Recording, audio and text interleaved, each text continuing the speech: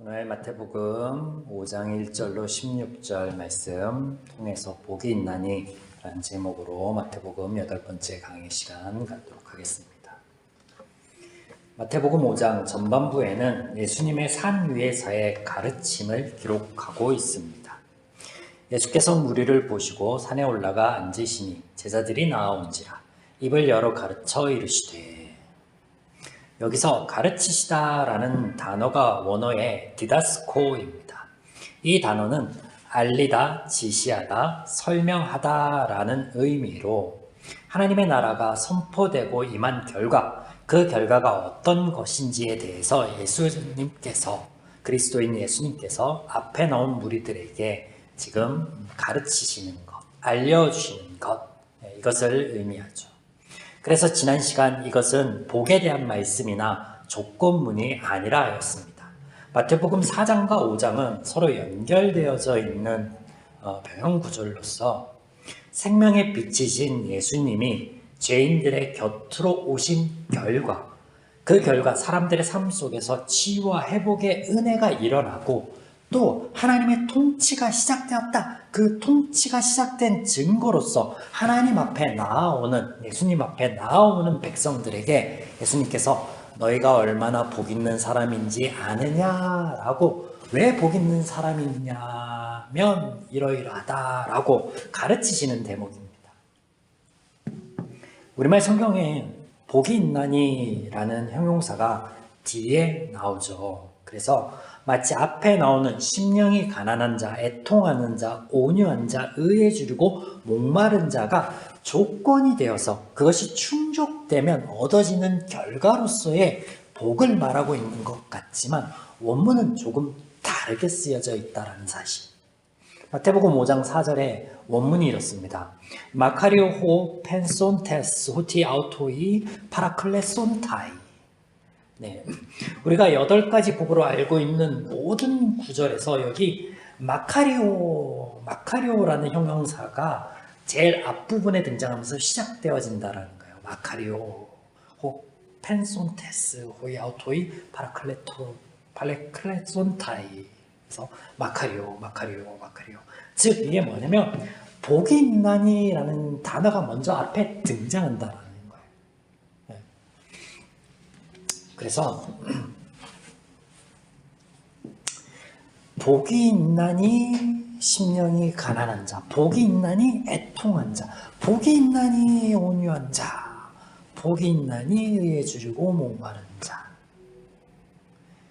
시작되어진 그리스도의 사역으로 예수님 앞에 하나님의 통치의 시작을 알리는 대목으로 그 앞에 나온 너희들이 복이 있다. 그래서 너희들이 어떻게 복이 있는 자이고 이 그리스도의 사역으로 어떻게 너희가 변화될 것인지 우리들 입장에서는 이미 그렇게 변화된 모습을 소개하고 있다라는 거예요. 그래서 이 마카리오라는 단어를 영어로 옮기면 블레스가 됩니다. 블레스. 즉 복을 받은 이라는 뜻이 되죠. 그래서 5장 4절의 성경 본문의 의미를 반영하여 직역해보면 이렇게 됩니다. 하나님 안에 있는 너희에게 복이 있다. 애통하는 자 하나님의 위로를 받을 것이다. 오늘 함께 나눌 구절입니다. 예수님께서 말씀하시는 하나님 안에 복 있는 사람 두 번째 모습이 애통하는 사람이에요. 애통하는 자는 복이 있나니 그들이 위로를 받을 것이며. 원의 의미를 살리면 우리말 성경 원의 의미를 살려서 읽으면 너희는 복이 있다. 애통할 것이고 그 애통함에 하나님의 위로를 받을 것이다. 이렇게 되겠죠. 여하튼 애통하는 사람, 여기서 애통하다라는 것은 무엇을 의미할까요? 먼저 단어의 의미를 살펴보겠는데요. 원어는 펜데오, 파도라는 단어의 강세형입니다. 파도는 감각적인 경험을 의미하는 단어로 느끼다, 영향을 받다라는 의미입니다. 그렇다면 애통하다라는 단어의 원어적 의미는 무엇인가에 대해서 영향을 받아 느끼는 아주 비통한 슬픔, 이것을 말하는 것입니다. 병행 구절인 누가복음 6장 21절에 보시면 우는 자는 복이 있나니 너희가 웃을 것이다 라고 되어 있습니다. 이 구절에서 무엇 때문에 우는가라는 목적어가 빠져 있는 것을 볼 수 있는데요. 단순히 하나님께서 슬픔을 받고 기쁨이 되게 하신다라고 이해하기에는 원어의 의미를 봐서 석연치 않은 구석이 있습니다. 그래서 우리는 그간 알고 있던 애통에 대한 고정관념을 먼저 깰 필요가 있겠습니다. 애통은 단순한 슬픔의 감정을 이야기하는 것이 아니에요. 우는 것 자체를 애통이라 부르지 않습니다. 몸이 아파서 고통스러워 우는 것, 아니면 사랑하는 가족과 친구를 잃어버려서 상심하는 마음에서 우는 것, 그런 것을 의미하는 것이 아닙니다. 또한 애통은 염세주의자들의 슬픔을 의미하지도 않습니다. 인생에 대한 긍정적인 시각을 갖지 못해 어려움을 겪을 때마다 오는 비관과 좌절, 그래서 신세 한탄을 하면서 슬퍼하는 사람의 눈물, 이런 것을 의미하는 것이 아니라는 거예요. 또 애통은 이기적인 야망이 좌절될 때 오는 슬픔 또한 아닙니다. 사업이 실패해서 재산에 손해가 생겨서 입시에 실패해서 낙심되어 슬퍼하는 것, 이것이 애통이라 말씀하고 있지 않아요. 명성이나 인기를 잃어버려 상심에 우는 것, 이것도 애통이 물론 아닙니다. 애통은 자신의 욕구가 충족되지 않아 우는 것을 의미하지 않습니다. 남편과 아내가 자신의 뜻대로 되지 않는다고, 애써 기른 아이가 부모의 뜻을 거역한다고, 자기 마음대로 한다고 억울해하며 분해서 우는 것, 그런 것이 애통이 아니에요. 마지막으로 애통은 자신이 저지른 죄의 결과 때문에 두려워서 우는 것 또한 아닙니다. 자신이 잘못이 드러났을 때, 자신의 잘못이 드러나 우는 것을 의미하는 것이 아니라는 것이죠. 아이들의 모습을 한번 떠올려 보십시오. 자신의 잘못이 드러났을 때 보통의 아이들은 상황을 모면하기 위해서 일단은 울고 봅니다. 마치 울음이 면죄부가 되는 것처럼 생각하는 거죠. 그런데 이것 또한 성경에서 말씀하시는 애통이 아니에요. 그렇다면 성경에서 말씀하시는 애통은 도대체 무엇일까요? 하나님 나라의 선포, 하나님의 통치를 경험하여 느끼는 한거할 수 없는 슬픔입니다. 이게 애통입니다. 이는 3절과도 연결되어지는 것으로 우리의 심령의 가난한 결과로 오는 것이죠. 우리의 영적인 파상 상태를 알게 되었을 때, 죄인인 우리가 아무것도 할 수 없다라는 것을 느낄 때, 지금껏 나는 행복을 위해서 나의 삶을 열심히 달려온 것 같은데 실상은 더 피폐해지고 어렵도록 만들고 있었고 불행으로 치닫고 있고 이를 돌이키지도 바꿀 수도 없음을 알게 되었을 때 어찌할 수 없는 아픈 마음, 이것이 애통입니다. 하나님 안에 그렇게 죄인됨에, 그 죄인된 삶에 느껴짐에, 그래서 흘리는 눈물, 비통함을 느끼는 것, 그 안에 하나님께서 위로하시겠다라고 지금 본문에서는 약속하고 주시고 계시는 거예요. 본문에 위로를 받을 것이다 라는 문장의 원어는 본래 파라칼레오라는 한 단어입니다. 여기에 3인칭 직설법, 수동태인 온타이가 붙어 원문의 단어는 파라클레손타이가 됩니다.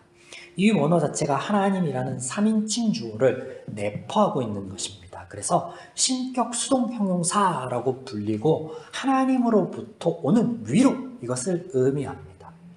이와 같은 동사가 5번째, 7번째 복을 말씀하심에도 사용되죠.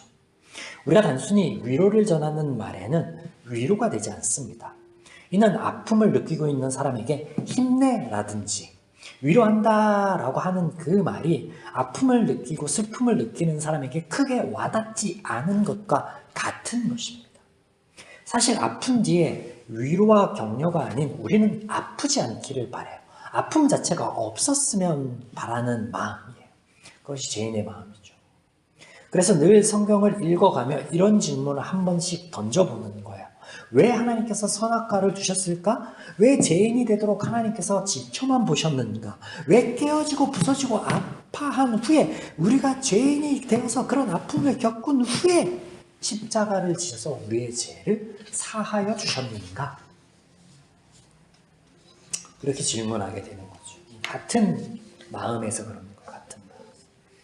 참 아이러니하게도 죄인이기에 은혜를 누릴 수 있다라는 것입니다.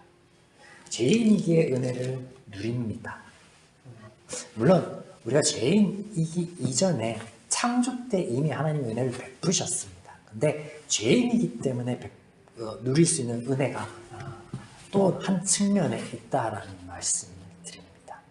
우리가 하나님의 마음과 생각과 달라져 봤기에 하나님의 원리가 아닌 제 원리로 살아갔기에 하나님의 원리가 하나님의 마음이 하나님의 말씀대로 살아가는 것이 얼마나 좋은가에 대해서 알 수 있는 것이, 하나님께서 주시는 위로는 사람의 말 한마디 건네는 것과는 차원이 다릅니다. 파라클레오라는 단어, 혹 여러분 한 번쯤 들어봄직한 어떤 단어와 비슷합니다. 그게 뭘까요? 네, 성령님을 의미하는 단어인 파라클레토스입니다. 원문에서 사용된 단어 자체는 다르지만 의미상 같은 것이기에 김인환 목사님께서는 그에 져서 영혼이 잘 되는 집에서 위로받는다라는 의미에서 보혜사로 해석하고 있습니다. 본문 파라클레오와 성령님을 의미하는 파라클레토스는 두 단어의 합성어입니다. 파라와 클레오, 파라와 클레토스. 파라는 옆에 누군가 나란히 서 있다라는 의미인데, 어딘가를 향해 걸어갈 때 나란히 걸어가는 친구 혹은 배우자와 같은 것을 의미하죠. 인생길에서 늘 손잡고 가는 배우자처럼 나란히 걷는다라는 의미입니다. 우리가 살아가는 동안 영원히 곁에 서서 함께 걸어갈 수 있는 단 한 사람을 뽑으면 먼저 배우자를 떠올릴 수 있지만, 그런데 이 배우자조차도 영원히 변치 않고 늘 옆에 서 있을 수는 없습니다. 하지만 하나님께서는 다르죠. 영원한 동반자, 내 손을 잡고 걸어가시되 이 잡은 손을 결코 놓지 않으시는 분으로 소개되어지고 있죠. 클레오라는 단어는 뭐뭐 하게 하다, 이름을 부르다라는 의미입니다. 또 클레오토스는 부르심을 입은 자라는 뜻입니다. 여기서 김인환 목사님께서는 하나님의 부르심을 받아 나와 영원히 동행하며 변하지 않는 성령님으로 본문을 해석하여 사람들의 위로와 구분짓고 있습니다. 성령님의 다른 말이 바로 보혜사, 우리의 위로자이기 때문이죠. 저는 여기에 한 가지 더하여 해석해 보고 싶습니다. 하나님께서 나의 이름을 부르시고 동행하여 주시고 행복할 수 있도록, 하나님과 함께 할 수 있도록, 말씀을 따를 수 있도록 해주시는 영원한 약속이라고. 네, 맞습니다. 우리가 우리의 죄인됨을, 또 하나님께서 우리의 주가 되시며 구원자 되심을 고백하면 우리는 성령님의 인침을 받습니다. 성령님께서 동행하여 주시죠. 그래서 우리가 하나님 안에서 자유하고 평안할 수 있도록 늘 우리와 동행하며 우리를 보호하시고 지키시고 그리고 우리를 위해 애써 주시죠. 저와 여러분은 그런 하나님의 은혜를 누리는 사람들입니다. 또 성령님과 지금도 동행하고 있습니다. 그렇다면 여러분은 애통함의 위로를 받고 있습니까? 그런 것 같지 않으시다면 한번 떠올려 보십시오. 지금 마태복음 5장의 본문의 말씀이 누가 누구에게 어떤 상황에 선포하고 계신지. 그렇습니다. 쓰라린 애통, 가슴 저리도록 탄식하는 그 애통은 하나님의 말씀 앞에 자신의 어쩔 수 없는 죄성을 발견하는 순간 시작되는 것입니다.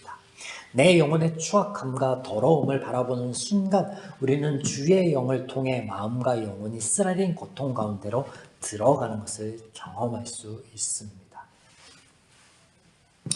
제 아내와 아내와 아이들을 무척 사랑합니다. 그래서 머리를 통해서 이해하고 입으로 사랑해야지 다짐하지만 막상 상황이 닥치면 미워하기 바쁩니다. 화내기 바쁩니다. 하나님 안에 다른 사람이 아닌 나를 봐야 하는데 그 순간에는 내가 보이지 않고 아이들이 나를 화나게 하는 것, 아내가 나에게 마음 상하게 하는 것, 그런 게 보여요. 그래서 애통함도 하나님의 위로도 경험하지 못합니다. 그래서 예수님께서 그렇게 말씀하셨는가 봅니다. 누가복음 9장 23절입니다. 누구든지 나를 따라오려거든 자기를 부인하고 날마다 제 십자가를 지고 나를 따를 것이니라. 이 본문을 메시지 성경에서는 이렇게 표현하고 있습니다. 자기를 세우려 하지 말고 자기를 희생하여야 너희의 참된 자아를 찾는 길이며 나의 길이다. 하나님, 나의 의를 세우지 말도록 도와주십시오. 주님께서 가르쳐 주신 대로 행복을 구현할 힘이 없음에 눈물 질리니 하나님의 약속대로 하나님께서 할 수 있도록 도와주십시오. 죄의 방식과 아픔으로부터 회복하도록 하여 주십시오. 오늘 말씀을 따라 하게 되는 이 기도가 우리의 삶에 하나님의 위로하심을 경험할 수 있는 첫 경이에요. 주님의